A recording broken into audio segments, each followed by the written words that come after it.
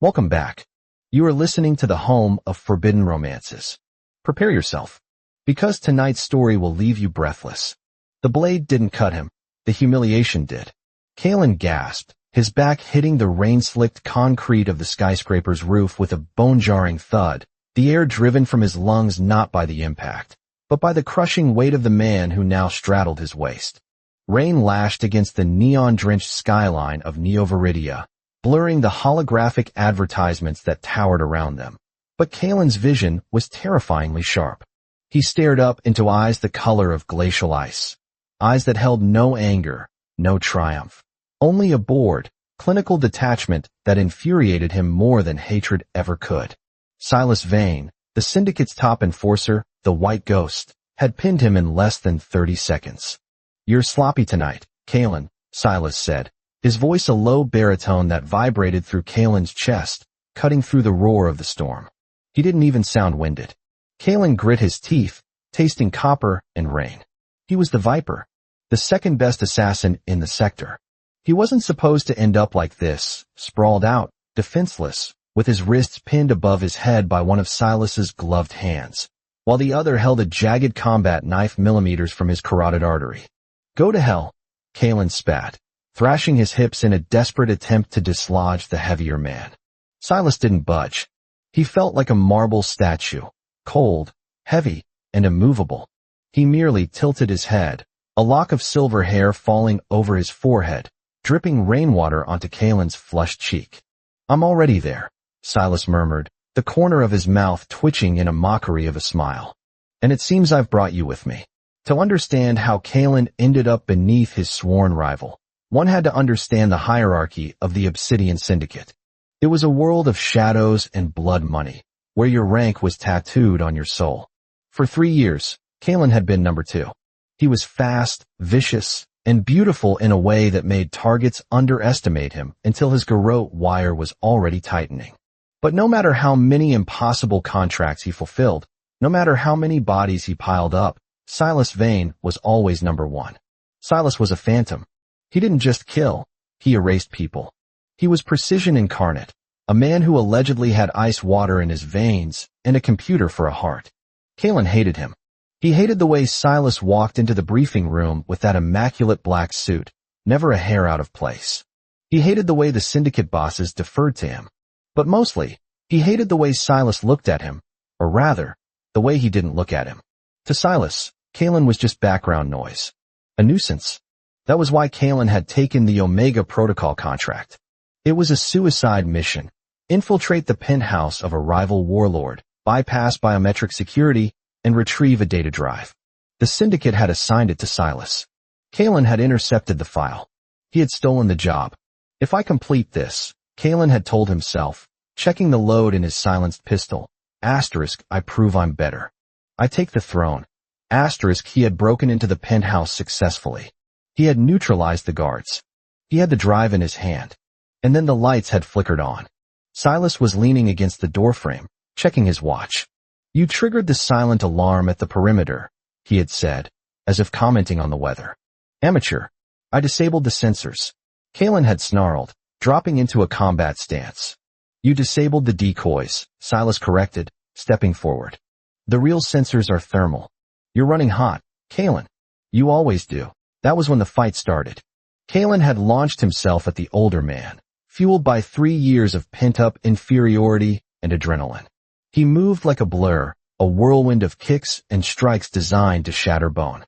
It should have worked. Kalen was younger, faster. But Silas didn't fight with speed, he fought with economy.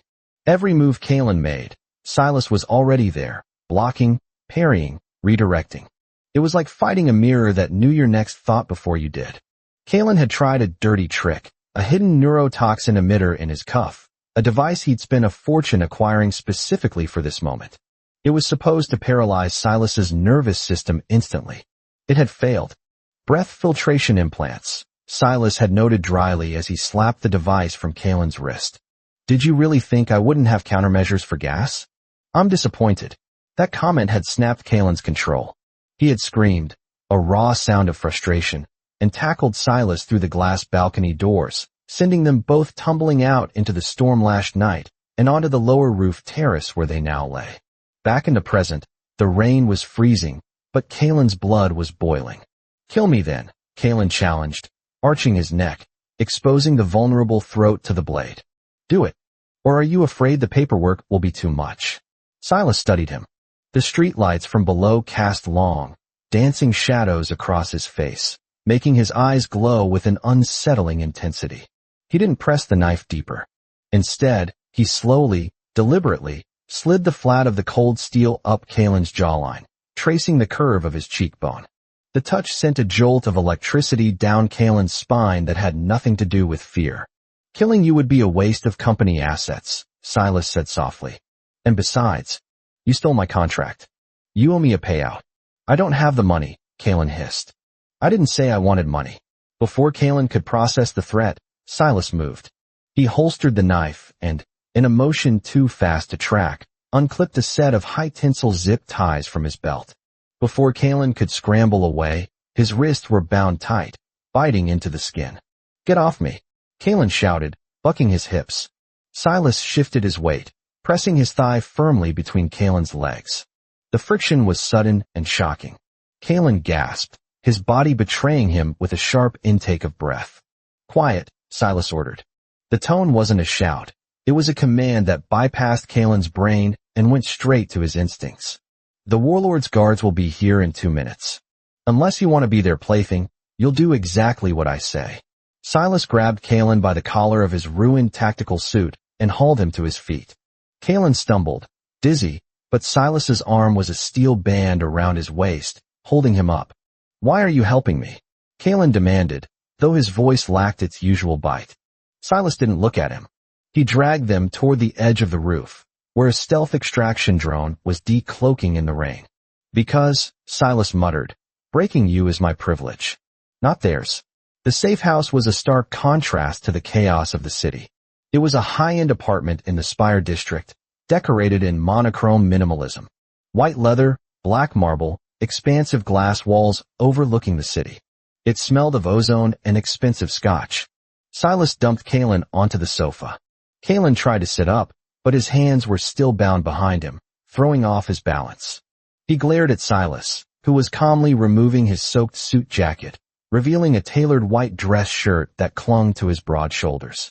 The fabric was translucent with rain, showing the dark ink of tattoos that covered his chest, markings of the old Yakuza clans, rumors whispered, though no one had seen them close up. Kalen swallowed hard, looking away. "Cut these off." "No." Silas walked to a liquor cabinet and poured 2 glasses of amber liquid. He downed one and brought the other to Kalen. "Drink." "I'm not thirsty." "Drink," Silas repeated. He knelt in front of Kalen, the power dynamic shifting instantly. Kalen was sitting, but Silas felt like the giant in the room. Silas brought the glass to Kalen's lips. "It's for the pain. You have 3 cracked ribs and a concussion." Kalen blinked. How did he know? Kalen hadn't said a word about his ribs. He took a sip, the alcohol burning pleasantly on its way down. "Why did you steal the job, Kalen?" Silas asked, his voice deceptively gentle as he set the glass down. "Because I'm better than you," Kalen lied. Silas sighed, a sound of profound weariness. He reached out and grabbed Kalen's chin, forcing him to look up. "You are reckless. You are arrogant. You rely on speed because you lack discipline. If I hadn't been there, you would be dead. I didn't ask for your help. You didn't have to." Silas's thumb brushed Kalen's lower lip. The sensation was maddening. "You hate me, don't you?" "With every fiber of my being," Kalen whispered. But his heart was hammering against his ribs, a frantic rhythm that contradicted his words. "Good," Silas said. "Hate is useful. Hate is passionate." Silas stood up and walked around the back of the sofa. Kalen tensed, unable to see him. He felt Silas's hands on his shoulders, large and warm through the damp fabric of his suit. "You wanted to beat me," Silas murmured into his ear. "You wanted to dominate me, to stand over me and prove you were the alpha. I will one day." "Maybe," Silas conceded. His hand slid down Kalen's arms, resting over the bound wrists. "But not tonight. Tonight, you learned a lesson about hierarchy." Silas leaned in, his breath hot against Kalen's neck. "You have a debt to pay for interfering with my work, and I intend to collect." Kalen shivered. What are you going to do? I'm going to find out just how much you can take. Silas grabbed Kalen's hair, yanking his head back. Kalen gasped, his throat exposed again. But this time, there was no knife. Silas lowered his head and bit down on the sensitive junction between Kalen's neck and shoulder. It wasn't a gentle nip. It was a claim. Pain flared, sharp and bright, followed immediately by the soothing sweep of a tongue. Kalen let out a sound that was half whimper, half moan. You bastard, Kalen panted. Careful, Silas warned against his skin. Insults will only earn you punishment. Silas moved around the couch again, looming over Kalen. He reached down and ripped Kalen's torn shirt open, buttons scattering across the floor like hail. Kalen felt exposed, vulnerable in a way he never had in a fight. In a fight, he knew the rules. Kill or be killed. Here, the rules were being rewritten in real time. You think you hate me because I'm your rival, Silas said, his eyes darkening as he scanned Kalen's bruised torso. But that's not it. You're obsessed with me. I am not. You studied my files. You mimicked my loadouts. You follow me to jobs. Silas placed a hand on Kalen's chest, directly over his heart. And this is beating like a trapped bird. Kalen stared at him, unable to look away. What do you want, Silas? I want you to admit it. Admit what? Silas leaned down, his face inches from Kalen's. That you don't want to beat me. You want to belong to me. The words hung in the air, heavy and suffocating. Kalen wanted to scream, to deny it, to spit in Silas's face. But the truth was a cold knot in his stomach. He had chased Silas for 3 years. He told himself it was for the rank, for the money. But every time he saw Silas, that electric current zipped through him. He didn't just want to take Silas's place. He wanted Silas's attention. He wanted those cold, dead eyes to look at him and see fire. Silas saw the hesitation. He smiled, a predatory expression that made Kalen's toes curl. Let's test that theory, Silas whispered. He pushed Kalen back against the cushions. What followed was a dismantling. Silas didn't use fists or weapons. He used his hands, his mouth, and his terrifying control. He touched Kalen with a precision that was agonizing, finding nerve endings Kalen didn't know he had. He alternated between bruising grips and feather-light touches that made Kalen writhe against his bonds. Please, Kalen gasped after what felt like hours, sweat slicking his skin. Please what? Silas asked, hovering just out of reach. Please stop? Or please continue? Kalen squeezed his eyes shut. His pride was a crumbling fortress. Please. Say it, Kalen. Tell me what you are. Kalen sobbed, the pleasure-pain overload short-circuiting his brain. I'm yours. And I want you to don't stop. Silas kissed him then, a brutal, devouring kiss that tasted of whiskey and dominance. Kalen melted into it, his resistance vanishing like smoke in a gale. For the first time in his life, he surrendered control. He stopped thinking, stopped calculating, stopped trying to be the best. He just was. And in the arms of the man he thought was his enemy, he found a twisted kind of peace. The morning sun cut through the floor-to-ceiling windows, blindingly bright. Kalen woke up in a bed that was softer than anything he owned. He was sore, his body aching in places he wouldn't admit to, but he felt strangely rested. He turned his head. Silas was sitting in an armchair near the window, fully dressed, reading a tablet. You're awake, Silas said without looking up. Kalen sat up, pulling the silk sheet around his waist. Memories of the night before crashed into him. The begging, the surrender, the sheer intensity of it. He felt a blush creep up his neck. Silas, Kalen started, his voice rasping. Check your datapad, Silas interrupted. He tossed a device onto the bed. Kalen picked it up. It was a decrypted communication log. He frowned, scanning the text. His eyes widened. This is from the Syndicate High Command, Silas confirmed. The contract, the one you stole? It was a setup. Kalen read the lines again. Asterisk asset Viper to be terminated upon entry. Asset goes to be framed for the cleanup. Consolidation of assets required. Asterisk, they sent us both to die, Kalen whispered. They wanted us to kill each other so they wouldn't have to pay out our retirement bonds. Correct.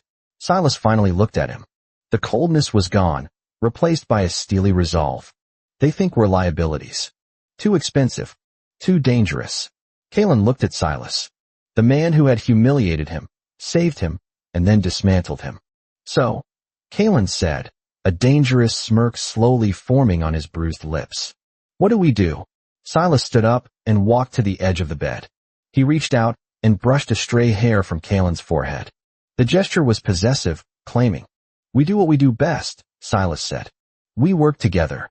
Kalen felt a thrill that had nothing to do with fear. Partners. Partners, Silas agreed. But Kalen? Yeah. Silas leaned down, his voice dropping to that vibration that made Kalen's knees weak even while sitting. Make no mistake. Outside these walls, we are equals. But behind closed doors, you still answer to me. Kalen looked up into those glacial eyes, seeing the fire burning deep within them. He thought about the night before. He thought about the feeling of letting go. I can live with that, Kalen replied softly. Silas smirked. Good. Get dressed. We have a syndicate to burn. And that is how the chaotic viper found his sanctuary in the arms of the ghost. If you enjoyed seeing Kalen finally submit to his desires, destroy that like button. And tell me in the comments, is obsession just another form of love, or is it a warning sign you'd ignore?